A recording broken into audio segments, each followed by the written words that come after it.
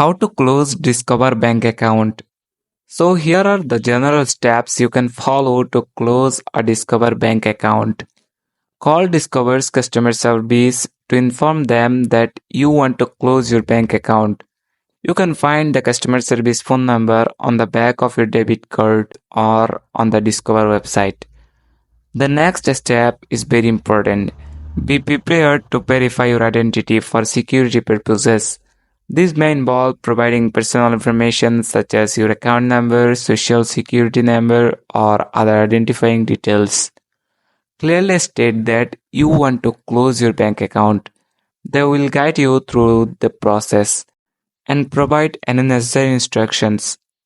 After completing the closure process, ask for confirmation. That's it. Thanks for watching the video.